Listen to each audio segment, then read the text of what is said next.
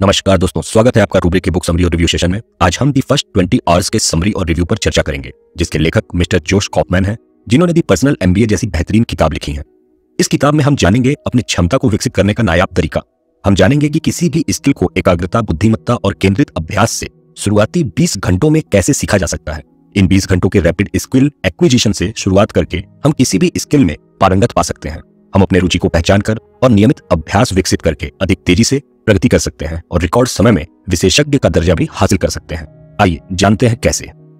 तो अब आप अपनी आंखों को बंद कर लीजिए ताकि उसे थोड़ा आराम मिले, और अपने दिमाग को खोल लीजिए ताकि उसे सकारात्मक बदलाव मिले। इस किताब को 9 चैप्टर्स में बांटा गया है, लेकिन आज हम इसे बारी बारी से न देखकर बल्कि एकीकृत तरीके से देखेंगे। हम सभी को कभी न कभी किसी नए स्किल्स को सीखने की इच्छा जागृत होती है, लेकिन उसमें लगने वाले प्रयास और वक्त के बारे में सोचकर ही अक्सर हम उसे सीखने के विचार को टाल देते हैं। संक्षेप में देखें तो हम सब कुछ नया सीखना तो चाहते हैं, लेकिन समय की पाबंदी हमें सीखने नहीं देती है, और हमारी ऐसी सोच हमें वो भी सीखने से रोकती है जो हम आसानी से सीख सकते हैं। कुछ नया सीखने के लिए हमें सबसे पहले अपने आप से यह सवाल पूछना चाहिए कि हमारे सारे काम और जिम्मेदारियों के निर्वहन के बाद हमारे पास वास्तव में कितना समय बचता है, क्योंकि यह सवाल हमें गहराई में जाकर सोचने में मजबूर करता है। अच्छी बात यह है कि हम कोई भी स्किल्स रैपिड स्किल एक्विजिशन के माध्यम से कम प्रयास और कम वक्त में सीख सकते हैं। सन 2008 में छपी मैलकॉम ग्लैडवेल की किताब outliers the story of success में 10,000 आवर्स रूल का जिक्र किया गया था, और उस किताब पर ही आधारित एक शोध में डॉक्टर एल एंडर्स एरिक्सन ने बताया कि एक सामान्य व्यक्ति को किसी भी स्किल में एक्सपर्ट लेवल परफॉर्मेंस तक पहुंचने के लिए 10,000 घंटों के डेलिब्रेट प्रैक्टिस की आवश्यकता पड़ती है। अब इस नियम के मुताबिक तो अगर हम साल में 260 दिन रोज 8 घंटे अपने 100% ऊर्जा के साथ भी किसी स्किल को सीखने का प्रयास करते हैं तो हमें उस स्किल में एक्सपर्ट लेवल तक पहुंचने में 5 साल लग जाएंगे। और एक दूसरे शोध के मुताबिक कोई वर्ल्ड क्लास परफॉर्मर एक दिन में अपने 100% ऊर्जा के साथ सिर्फ 3.5 घंटे ही अभ्यास कर सकता है। तो दोनों शोध के निष्कर्ष के अनुसार किसी स्किल में एक्सपर्ट लेवल तक पहुंचने में हमें 1 दशक का वक्त भी लग सकता है, जो बहुत ही ज्यादा है। लेकिन हमें इन शोधों से हताश होने की जरूरत नहीं है, क्योंकि जिस एक्सपर्ट परफॉर्मेंस लेवल की बात हम कर रहे हैं उसकी जरूरत हमें तब पड़ती है जब, अगर मानिए कि हमारे जीवन का एकमात्र उद्देश्य ही क्रिकेट है और हम अगले MS धोनी या विराट कोहली बनना चाहते हैं। लेकिन अगर हमें क्रिकेट अपनी संतुष्टि के लिए ही सीखना है कि हम जरूरत पड़ने पर उसे अच्छे से खेल सकें, तब हमें एक्सपर्ट परफॉर्मेंस लेवल की नहीं बल्कि टारगेट परफॉर्मेंस लेवल की जरूरत है। और किसी स्किल्स के टारगेट परफॉर्मेंस लेवल तक पहुंचने में न तो ज्यादा वक्त लगता है और न ही ज्यादा प्रयास। स्किल्स चाहे कोई भी हो, उसे सीखने के लिए हमें डेलिब्रेट प्रैक्टिस के महत्व को समझना चाहिए। हमें अपने अंतर्मन से यह पूछना चाहिए कि कितने देर के अभ्यास से हम किसी भी नए स्किल को सीख सकते हैं। और यकीन कीजिए, इसका जवाब यह है कि हम जितना सोचते हैं उससे भी कम वक्त में किसी भी स्किल को सीख सकते हैं। इसके लिए हमें सबसे पहले रैपिड स्किल एक्विजिशन के बारे में जानना जरूरी है। रैपिड स्किल एक्विजिशन का मतलब है कि किसी स्किल को सीखने में आमतौर पर लगने वाले समय की तुलना में काफी कम समय लगना, और इसके 4 प्रमुख कदम होते हैं। पहला कदम, हम जिस भी स्किल को सीखना चाहते हैं उसे हमें छोटे छोटे सब स्किल्स में बांट लेना चाहिए। दूसरा कदम, प्रत्येक सब स्किल्स का बुद्धिमानी के साथ पर्याप्त अभ्यास करना चाहिए। तीसरा कदम है, इन सब स्किल्स में सबसे महत्वपूर्ण सब स्किल का कम से कम निरंतर 20 घंटे अभ्यास करना चाहिए। और चौथा कदम है, हमें अभ्यास के दौरान आने वाले शारीरिक, मानसिक और भावनात्मक बाधाओं को दूर करना चाहिए। रैपिड स्किल एक्विजिशन कोई रॉकेट साइंस नहीं है। हमें बस यह जानने की जरूरत है कि हमें क्या प्रैक्टिस करना है और उसे करने का सबसे बेहतरीन तरीका और समय क्या है। यह जानकर हमें तब तक प्रैक्टिस करना चाहिए जब तक हम अपने परफॉर्मेंस के टारगेट लेवल तक ना पहुंच जाए। ज्यादातर लोग तुरंत परिणाम पाने की इच्छा में कभी कोई नई स्किल सीख ही नहीं पाते हैं। ऐसे में हमें यह जरूर ध्यान देना चाहिए कि किसी भी प्रयास का परिणाम तत्काल तो नहीं मिलता। हमें रातों रात परिणाम की अपेक्षा करने के बजाय सही रणनीति बनाकर धैर्य और संयम के साथ प्रयास करते रहना चाहिए। किसी भी नई स्किल को सीखने में लगने वाला वक्त 2 बातों पर निर्भर करता है। पहला यह कि हम कितना समय उस स्किल के निरंतर अभ्यास में निवेश करने को तैयार हैं, और दूसरा यह कि हमें उस स्किल में हमारी संतुष्टि के लिए कितना अच्छा बनने की आवश्यकता है। यह एक विडंबना ही है कि स्कूल कॉलेज में मिलने वाली शिक्षा का हमारे व्यवहारिक जीवन से कोई ज्यादा संबंध नहीं होता है। थियोरेटिकल ज्ञान और प्रैक्टिकल ज्ञान में जमीन आसमान का फर्क होता है। इसको ऐसे समझिए, मानिए कि हमें कोई नई भाषा सीखनी है, तो किसी क्लास में उस भाषा को सीखने में हमें 365 दिन लग सकते हैं, लेकिन उसी भाषा को बोलने वालों के बीच में रहकर हम मात्र 30 दिन में ही सीख सकते हैं। किसी भी नई स्किल को सीखने के लिए निरंतर प्रयास, अभ्यास, धैर्य, एकाग्रता और पॉजिटिव माइंडसेट की जरूरत होती है। माइंडसेट 2 प्रकार के होते हैं, पहला फिक्स्ड माइंडसेट और दूसरा ग्रोथ माइंडसेट। आमतौर पर किसी भी व्यक्ति में इन 2 में से कोई एक ही माइंडसेट होता है। फिक्स्ड माइंडसेट वाले व्यक्ति यह मानते हैं कि किसी भी व्यक्ति के अंदर स्किल, टैलेंट और उनकी खास क्षमता उनके जन्म से ही प्राप्त होती है, वहीं दूसरी तरफ ग्रोथ माइंडसेट वाले व्यक्ति यह मानते हैं कि हमारे अंदर हमारे स्किल्स और एबिलिटी का विकास हमारे निरंतर अभ्यास और दृढ़ता से होता है।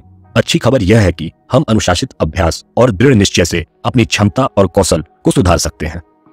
जब हम किसी स्किल को सीखने का दृढ़ निश्चय करते हैं तब हमारे मस्तिष्क के न्यूरोलॉजिकल वायर भी उसी हिसाब से अपने आप को बदलते हैं। किसी नए स्किल को सीखने की प्रक्रिया प्रारंभ करते वक्त हमें वो प्रक्रिया बहुत ही अटपटी, थकाने वाली, निराशाजनक और संघर्षशील लगती है, जो कि सामान्य बात है और यह सबके साथ होता है। लेकिन जैसे जैसे हम प्रैक्टिस करते हैं हमारी मांसपेशियों का समन्वय अधिक स्वचालित होता है और हमारी मानसिक प्रतिक्रियाओं के साथ तालमेल बढ़ता जाता है और हमें उसे प्रतिबद्धता के साथ सीखने में मजा आने लगता है। हम जो काम करना पसंद करते हैं उसे ज्यादा करते हैं और जो नहीं पसंद करते हैं उसे कम करते हैं। ऐसे में हमें यह सुनिश्चित करना चाहिए कि जो भी स्किल हम सीखना चाहते हैं वो हमें पसंद भी आनी चाहिए। स्किल एक्विजिशन के 3 स्टेजेस होते हैं जो हमारे शारीरिक और मानसिक कौशल दोनों पर ही लागू होते हैं। पहला स्टेज होता है कॉग्निटिव स्टेज, जो एक अर्ली स्टेज होता है जिसमें हमें यह समझना चाहिए कि हम वाकई में क्या करना चाहते हैं, क्या सीखना चाहते हैं, और ऐसा हम उस पे रिसर्च करके उसके प्रक्रिया के बारे में सोचकर और स्किल को सब स्किल में बांटकर आसानी से कर सकते हैं। दूसरा स्टेज होता है एसोसिएटिव स्टेज, जो एक इंटरमीडिएट स्टेज होता है जिसमें हम अपने रुचि के मुताबिक चुने गए स्किल की प्रैक्टिस करते हैं और सामाजिक फीडबैक को नोटिस करके अपने अप्रोच को उसी के मुताबिक एडजस्ट भी करते हैं। तीसरा स्टेज होता है ऑटोनोमस स्टेज, जो लेट स्टेज होता है जिसमें हमें अपने स्किल्स का प्रदर्शन प्रभावपूर्ण ढंग और निपुणता के साथ व्यर्थ की बातों को अनदेखा और अनसुना करके करना चाहिए। हमारा दिमाग हर वक्त नए स्किल्स को सीखने के लिए तैयार रहता है। यह एक मांसपेशी की तरह होता है जिसे जितना अधिक हम उपयोग करते हैं उतना अधिक यह मजबूत होता है। ठीक वैसे ही जितना अधिक हम अभ्यास करते हैं हमारा स्किल उतना ज्यादा कुशल और प्रभावी होता है। जब हम अस्थायी चिंता को नजरअंदाज करके उत्सुकता और जोश के साथ नए स्किल को सीखने का प्रयास करते हैं उस वक्त रैपिड स्किल एक्विजिशन की संभावना बढ़ जाती है। आइए देखते हैं रैपिड स्किल एक्विजिशन के 10 सिद्धांतों को। पहला सिद्धांत है चूज अ लवेबल प्रोजेक्ट।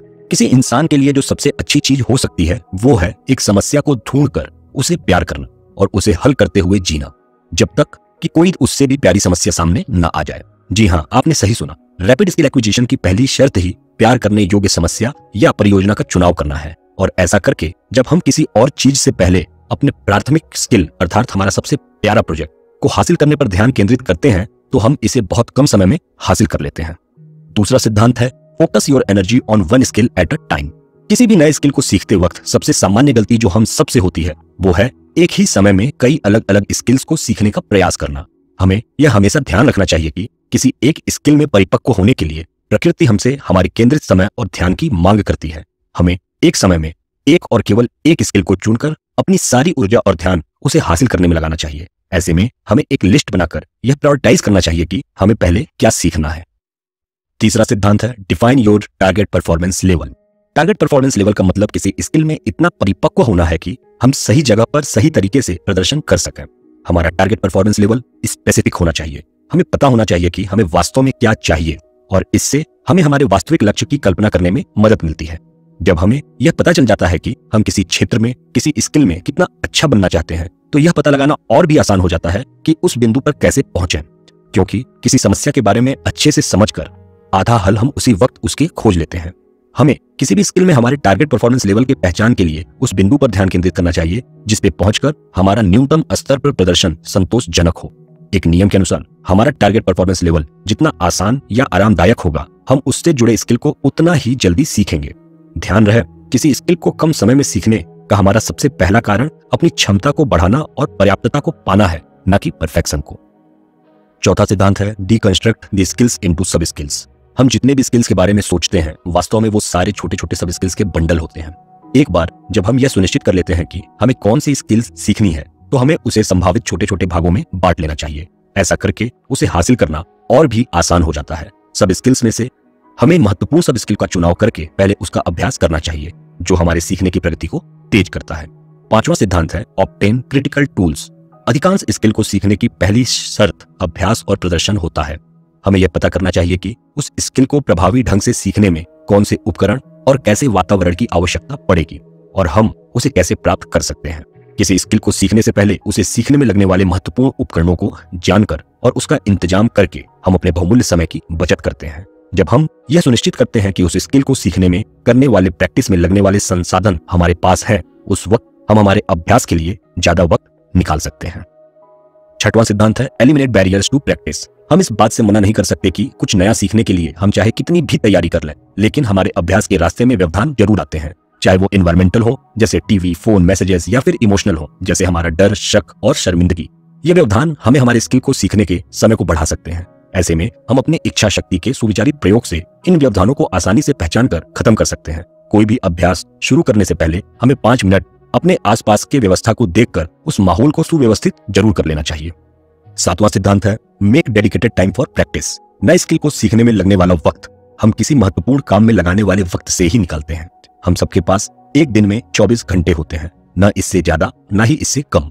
अब इन 24 घंटों में अगर हम 8 घंटे भी सोते हैं फिर भी हमारे पास 16 घंटे बचते हैं। इन 16 घंटों में से 5 घंटे हम अगर अपने और अपने घर वालों के लिए भी समर्पित कर भी दें तो भी हमारे पास 11 घंटे बचते हैं अपने काम को करने के लिए और कुछ नया सीखने के लिए। किसी भी स्किल को सीखने के लिए जरूरत होती है प्रॉपर टाइम मैनेजमेंट की। स्किल एक्विजिशन के लिए समय निकालने का सबसे बेहतर तरीका है हमें उन वक्त की पहचान करनी चाहिए जिसे हम व्यर्थ के कामों में गवा देते हैं, और ऐसा हम एक लॉग बुक में लिखकर आसानी से कर सकते हैं। किसी भी नए स्किल को सीखते वक्त हमें शुरुआत के 20 घंटे बिना रुके उसके अभ्यास में झोंक देने चाहिए, और अगर हमें लगे कि हम निरंतर 20 घंटे उसे सीखने में नहीं दे सकते हैं तब हमें दूसरे स्किल को चुनने की जरूरत है, क्योंकि किसी भी स्किल को सीखने के शुरुआती घंटे ही हमें सबसे कठिन लगते हैं और इस वक्त हम सबसे ज्यादा कंफ्यूज्ड और फ्रस्ट्रेटेड महसूस करते हैं।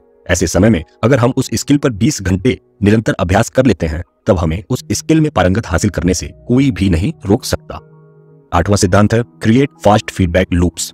फास्ट फीडबैक का मतलब हमारे परफॉर्मेंस का एक्यूरेट इंफॉर्मेशन जल्द से जल्द हमें मिलना। इसका संबंध सीधे तौर पर हमारे रैपिड स्किल एक्विजिशन से जुड़ा होता है। एक्यूरेट फीडबैक मिलने में जितना ज्यादा वक्त लगेगा किसी स्किल को सीखने में भी उतना ज्यादा वक्त लगता है। तुरंत या कम समय में मिलने वाले फीडबैक से हम अपने एक्शन की सही जानकारी पाकर उसे अपने लक्ष्य के मुताबिक एडजस्ट कर सकते हैं। प्रॉपर फीडबैक के कई स्रोत हो सकते हैं, जैसे अनुभवी कोच, मेंटर्स हमें तत्काल फीडबैक दे सकते हैं कि हम कैसे परफॉर्म कर रहे हैं और हमें किस तरह के सुधार की आवश्यकता है। यहाँ तक कि कैमरा रिकॉर्डिंग भी हमें हमारे एक्शन का फीडबैक इंस्टेंट दे सकता है। ध्यान रहे, हमें फीडबैक देने के स्रोत जितना ज्यादा रहेंगे हमारे किसी स्किल को जल्दी सीखने की संभावना उतना ज्यादा रहे। 9वां सिद्धांत है practice by the clock in short bursts. हमारा दिमाग ऐसा बना है कि वो किसी पैटर्न को बहुत जल्दी आइडेंटिफाई करता है। हमारा दिमाग हमारे एक्शन को भांपकर यह जानने में माहिर है कि आगे क्या होने वाला है। हाँ, लेकिन वो समय का अनुमान लगाने में कच्चा है कि किसी काम को करने में वक्त कितना लगेगा। हम अक्सर ध्यान दिए होंगे कि किसी अभ्यास को शुरू करने की शुरुआती दौर में जब हम उस स्किल में कुछ नहीं जान रहे होते उस वक्त हमें लगता है कि समय मानो थम सा गया है, जबकि ऐसा वास्तव में होता नहीं है, क्योंकि हमारा दिमाग समय का अनुमान लगा ही नहीं पाता। ऐसे में हमें अभ्यास करते वक्त घड़ी की मदद लेनी चाहिए। हमें उसे 20 मिनट के टाइमर पर सेट करके अपने प्रैक्टिस को स्टार्ट करना चाहिए और तब तक नहीं रुकना चाहिए जब तक 20 मिनट ना हो जाए। यह आसान सी टेक्निक हमें ज्यादा से ज्यादा समय तक अभ्यास करने में मददगार साबित होती है, तब भी जब हम बहुत ज्यादा थक चुके हों। 10वां और आखिरी सिद्धांत है एम्फेसाइज क्वांटिटी एंड स्पीड। किसी भी स्किल में परफेक्शन पाने के बजाय हमें सबसे पहले यह कोशिश करनी चाहिए कि हम हमारी पर्याप्त जरूरत के हिसाब से सीख जाए। किसी भी नए स्किल को कम समय में हासिल करने का बेहतर मानक हमारे निरंतर प्रयास की मात्रा और गति है।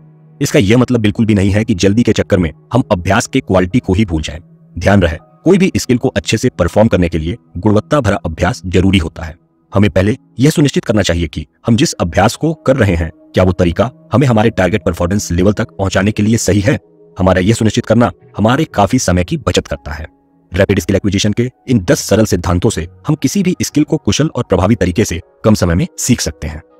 रैपिड स्किल एक्विजिशन का एक सामान्य तरीका इमर्शन भी है, जिसमें हम अपने माहौल पर्यावरण को ही ऐसे बनाने का प्रयास कर सकते हैं जहां अभ्यास करना और भी आसान हो सकता है। उदाहरण के तौर पर भाषा सीखने वाली बात ही ले लीजिए। अगर हमें कोई भाषा सीखनी है तो हम उस भाषा को बोलने वाली जगह पर जाकर आसानी से उसका अभ्यास कर सकते हैं। किसी भी नए स्किल को सबसे जल्दी सीखने के लिए इमर्शन एक बेहतर तरीका है और इसका सक्सेस रेट भी बहुत ज्यादा है, क्योंकि उस माहौल में रहकर अभ्यास तो अपने आप ही होने लगता है।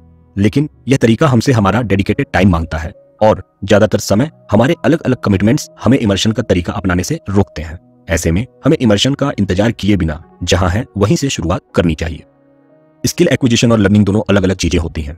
लर्निंग हमें योजना बनाने में मददगार होती है और हमारे अभ्यास की क्षमता को बढ़ाती है। बेशक लर्निंग हमारे अभ्यास की जगह तो नहीं ले सकती, लेकिन हमारे अभ्यास को प्रभावी और कुशल जरूर बनाती है। किसी भी नए स्किल को सीखने के लिए हमें प्रभावी लर्निंग को नजरअंदाज नहीं करना चाहिए। आइए जानते हैं इफेक्टिव लर्निंग के 10 प्रमुख सिद्धांतों के बारे में। पहला सिद्धांत है research the skill and related topics. किसी भी स्किल को चुनने से पहले हमें कम से कम 20 मिनट उस पर रिसर्च करना चाहिए, जैसे वेब सर्च करके, उससे संबंधित किताबें पढ़कर या उससे संबंधित संसाधनों के बारे में जानकर। घबराने की जरूरत नहीं है, हमें इन जानकारियों को याद करने की भी जरूरत नहीं है। यह बस हमारे बेसिक आइडिया के लिए जानना जरूरी है, जैसे हमें कौन से महत्वपूर्ण सब स्किल्स पे पहले काम करना है, कौन से टूल्स और कंपोनेंट्स की जरूरत पड़ेगी जो हमारे अभ्यास को आसान और प्रभावी बनाएंगे।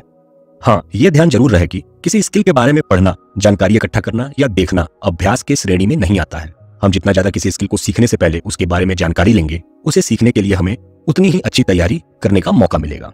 यह रिसर्च हमें कम समय में उस स्किल को सिखाने और हासिल करने में मददगार साबित होती है जिसे हम आसानी से सीखना चाहते हैं।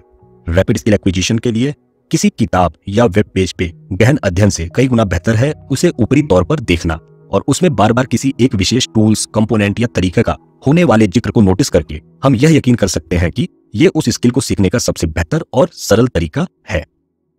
दूसरा सिद्धांत है jump in over your head. हमारे कुछ शुरुआती रिसर्च में ऐसे कॉन्सेप्ट्स, टेक्निक्स और आइडियाज शामिल होंगे जो शायद हम ना समझ पाए। अक्सर कुछ विशेष रूप से महत्वपूर्ण तो दिखाई देगा, लेकिन हमको पता नहीं होगा कि इसका अर्थ क्या है। हम उन शब्दों को भी पढ़ेंगे जिन्हें ना जानते हैं, ना ही उसके बारे में पहले कभी सुने हैं, और उसी स्किल को सीखने वाले और अभ्यासकर्ताओं का काम भी हम बिल्कुल समझ नहीं पाएंगे। निश्चिंत रहिए, हमारी ये उलझन हमारे सीखने का सबसे पहला भाव है और यह हर किसी के साथ होता है। यह साधारण बात है। ध्यान रहे, किसी कंफ्यूजन की पहचान ही अपने आप में क्लैरिटी का एक रूप है। हमारा भ्रमित होना भी एक मूल्यवान प्रोसेस है। हम शुरुआत में जितना अधिक भ्रमित होंगे, हम चीजों को समझने के लिए उतना ही अधिक आंतरिक दबाव महसूस करेंगे और उतने ही तेजी से हम उसे सीखेंगे भी, बशर्ते हम बस एक प्यारी समस्या या परियोजना पर काम कर रहे हों। और एक शोध के मुताबिक अगर हम किसी नए स्किल को सीखने के शुरुआती दौर में कंफ्यूज नहीं होते हैं तो समझ लीजिए कि हम उस डर या उस गति से नहीं सीख रहे जिस गति से हमें सीखना चाहिए और हम जिसके लिए सक्षम हैं।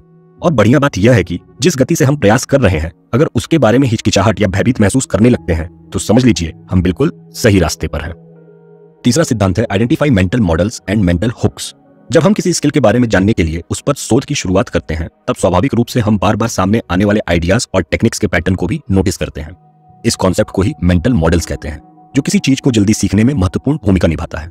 मेंटल मॉडल किसी भी स्किल को सीखने का बुनियादी तरीका होता है, एक ऐसा तरीका जो किसी वस्तु या संबंध को समझने में मदद करता है। और जब हम सटीक मेंटल मॉडल को एकत्र कर लेते हैं, उस वक्त हमें हमारे स्पेसिफिक एक्शन से मिलने वाले परिणाम का अनुमान लगाना और भी आसान हो जाता है। हम ध्यान दिए होंगे कि कभी कभी हम किसी वस्तु को पहली बार देखते हैं, लेकिन हमें एहसास होता है कि हम उसे पहले भी देख चुके हैं या हम उससे परिचित हैं। यह हमारे मेंटल मॉडल्स के कारण ही संभव हो पाता है। इसको ऐसे समझिए, मानिए कि हमारी मेमोरी एक लाइब्रेरी है और हमारा दिमाग एक लाइब्रेरियन।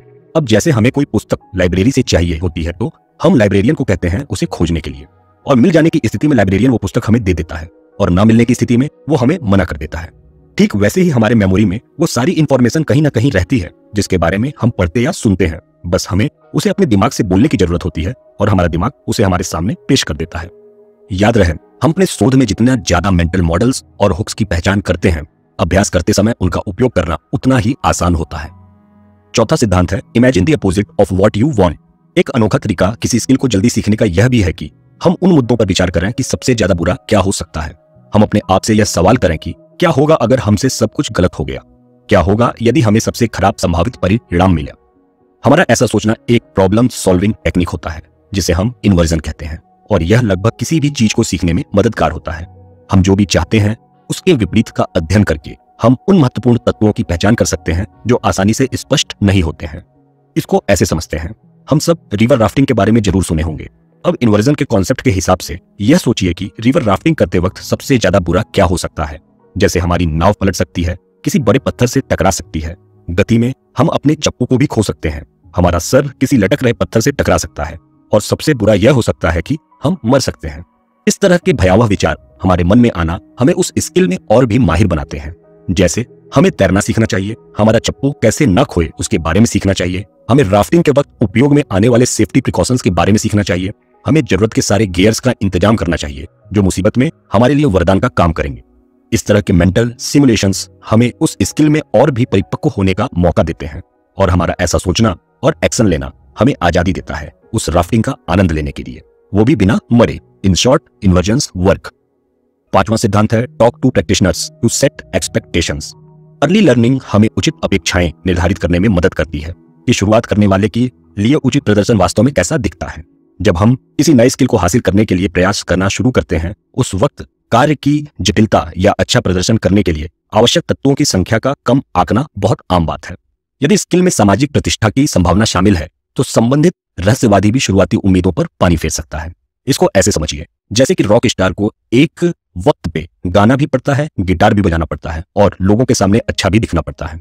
इसका मतलब यह हुआ कि रॉक स्टार बनना कोई सिंगल स्किल नहीं है, बल्कि ढेर सारे सब स्किल्स का बंडल है और हर सब स्किल्स में बराबर के अभ्यास को विकसित करने की जरूरत पड़ती है। हमें उनसे सलाह मशवरा करना चाहिए जो पहले ही उस स्किल को हासिल कर चुके हैं जिसे हम अभी हासिल करने की सोच रहे हैं। हमारे समय और ऊर्जा को लगाने से पहले ऐसे लोगों से बात करना हमारे मिथ्या और भ्रांतियां दोनों को ही दूर करता है। जब हम ये जानते हैं कि हम अपने प्रगति के रूप में क्या देखने की उम्मीद कर रहे हैं, उस वक्त किसी अभ्यास में अपनी रुचि बनाए रखना और जल्दी निराश होने से बचना हमारे लिए और भी आसान हो जाता है। छठवां सिद्धांत है eliminate distractions in your environment. Rapid skill acquisition का सबसे बड़ा दुश्मन है हमारा डिस्ट्रैक्शंस। डिस्ट्रैक्शंस हमारे फोकस्ड प्रैक्टिस को भी ध्वस्त कर देता है, जिसकी वजह से किसी स्किल को हासिल करने में लगने वाला समय बहुत ज्यादा लग जाता है। हमें स्किल को सीखने के लिए अभ्यास शुरू करने से पहले आसपास के सारे डिस्ट्रैक्शंस को खत्म कर लेना चाहिए। वास्तव में डिस्ट्रैक्शंस के दो ही रूप होते हैं, या तो इलेक्ट्रॉनिक जैसे टीवी, फोन, इंटरनेट, गेम्स, या तो बायोलॉजिकल जैसे फैमिली मेंबर्स, कलीग्स, हमारे पेट्स। इलेक्ट्रॉनिक डिस्ट्रैक्शंस को तो हम ऑफ कर सकते हैं, अनप्लग कर सकते हैं, लेकिन बायोलॉजिकल डिस्ट्रैक्शंस को हम ऑफ भी नहीं कर सकते हैं। हाँ, उन्हें अपने काम के महत्व को जरूर समझा सकते हैं कि हम इस वक्त अन्य कार्यों में शामिल नहीं हो सकते हैं, और यकीन कीजिए वो आपके इस निर्णय का सम्मान करेंगे। याद रहे, जितना कम डिस्ट्रैक्शंस रहेगा उतने जल्दी हम किसी भी स्किल को हासिल कर सकते हैं। सातवां सिद्धांत है use space repetition and reinforcement for memorisation. ज्यादातर स्किल्स किसी न किसी लेवल पे मेमोराइजेशन मांगती है। ऐसे समझिए, हमारी मेमोरी परफेक्ट नहीं होती है। जब भी हम कुछ नया सीखते या याद करते हैं और अगर एक निश्चित अवधि के बाद हम उस कॉन्सेप्ट को दोबारा नहीं देखते तो हमारी उसे भूलने की संभावना ज्यादा हो जाती है। और जब हम उस कॉन्सेप्ट को एक निश्चित समय में दोहराते रहते हैं तब हमारा दिमाग इससे लंबे समय तक याद रखने में सक्षम रहता है। शोध के मुताबिक हमारे दिमाग को कोई भी कॉन्सेप्ट लंबे समय तक याद रखने के लिए लगातार एक निश्चित समय में दोहराते रहना चाहिए, और एक समय के बाद हम भले उसे ना दोहराएं लेकिन वो हमारे लाइब्रेरी रूपी मेमोरी में बैठ जाता है। एक अंतराल में किसी कॉन्सेप्ट को दोहराना सीधे रूप से फ्लैश कार्ड मॉडल पर निर्भर करता है। यह एक ऐसा मॉडल है जिसमें हम महत्वपूर्ण तथ्य बिंदु को एक कार्ड पर लिखकर अपने सामने रख सकते हैं और जरूरत पड़ने पर उसे देखकर दोहरा सकते हैं। ऐसे में हमें अपने फ्लैश कार्ड स्वयं बनाने चाहिए। फ्लैश कार्ड बनाकर हम किसी भी कॉन्सेप्ट को दोहरा भी सकते हैं और स्किल को सब स्किल में बांट भी सकते हैं, मतलब एक तीर से दो निशाना। एक बार जब हमारा फ्लैश कार्ड बनकर तैयार हो जाता है उस वक्त हमें उसे देखकर दोहराने, उसकी समीक्षा करने में कुछ ही मिनट लगते हैं। इस मॉडल को अपनाकर हम आसानी से कोई भी नई आइडिया या टेक्निक्स कम समय में सीख सकते हैं। अपने फ्लैश कार्ड की लगातार समीक्षा करते रहना हमें कोई भी कॉन्सेप्ट्स और आइडियाज को जल्दी याद करने में मददगार होता है।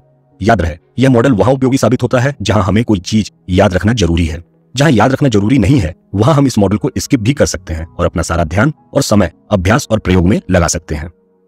नौवां सिद्धांत है मेक अ टेस्ट प्रेडिक्शन। इस सिद्धांत में प्रयोग शामिल है। इसमें शामिल है किसी काम को प्रैक्टिकली करके देखना और परखना कि क्या वाकई में यह कामगर है। हमें यह यकीन करना होगा कि सही शिक्षा की सही परीक्षा भविष्यवाणी होती है। इसको ऐसे देखिए, हम जो जानते हैं उसके आधार पर हमारे प्रयोग करने से पहले क्या हम यह अनुमान लगा सकते हैं कि हमारा प्रयोग किस प्रकार का परिवर्तन करेगा। ऐसी भविष्यवाणी करने और परीक्षण करने की आदत डालने से हम कोई भी स्किल को बहुत जल्दी सीख सकते हैं। आइए इससे जुड़े 4 वैज्ञानिक पद्धति को देखते हैं। पहला है ऑब्जर्वेशन, मतलब हम वर्तमान में क्या ऑब्जर्व कर रहे हैं। दूसरा है नोन्स, मतलब हम जिस भी क्षेत्र में जानकारी लेना चाहते हैं या सीखना चाहते हैं उसके बारे में पहले से क्या जानते हैं। तीसरा है हाइपोथेसिस, मतलब हमें क्या लगता है कि हमारे इस स्किल को सीखकर हमारे प्रदर्शन में कौन सा सुधार होगा। और चौथा है टेस्ट, कि हम अब आगे क्या प्रयास करेंगे। अपने प्रयोग का ट्रैक रखने के लिए और अभ्यास के दौरान परिकल्पना बनाने के लिए हमें एक नोटबुक मेंटेन करना चाहिए और भविष्यवाणियों पर नजर रखने और नए विचार उत्पन्न करने से हमारे पास परीक्षण करने के लिए अधिक उपयोगी प्रयोग होते हैं। 10वां और आखिरी सिद्धांत है ऑनर योर बायोलॉजी। हमारा मस्तिष्क और शरीर एक जैविक प्रणाली है जिनकी अपनी जैविक जरूरतें होती हैं, जैसे भोजन, पानी, व्यायाम, आराम और नींद। और बिना उचित इनपुट्स के हमारा शरीर और मस्तिष्क दोनों ही सही परिणाम नहीं दे पाता है। मिस्टर टोनी स्वॉज के मुताबिक, जो power of full engagement and be excellent anything के ऑथर भी हैं, किसी भी चीज को ऑप्टिमल सीखने का चक्र लगभग 90 मिनट की केंद्रित एकाग्रता से होता है। इसके बाद हमारा शरीर और मस्तिष्क खुद ब खुद ब्रेक मांगता है। हमें उस ब्रेक के टाइम में व्यायाम, आराम, अच्छा पोषण, छोटी नींद जैसी गतिविधियों को करना चाहिए। इस 90 मिनट का सिद्धांत को किसी घड़ी या टाइमर के मदद से हम और अच्छे से फॉलो कर सकते हैं, जो हमें यह बताने में मदद कर सकता है कि हमें ब्रेक कब लेना है। हम अपने अभ्यास को छोटे छोटे भागों में भी तोड़ या बांट सकते हैं, छोटे छोटे ब्रेक के साथ, जैसे 20 minute practice 10 minute break, 20 minute practice 10 minute break. बस हमें चेकलिस्ट बनाकर अपने प्राइम स्किल पर इसे आजमाने की जरूरत है और हम देखेंगे कि कुशलतापूर्वक और प्रभावी ढंग से अभ्यास करने के लिए हमें क्या जानने की जरूरत है। तो दोस्तों हमारी आज की समरी यहाँ खत्म होती है। अब बढ़ते हैं रिव्यू सेशन की ओर।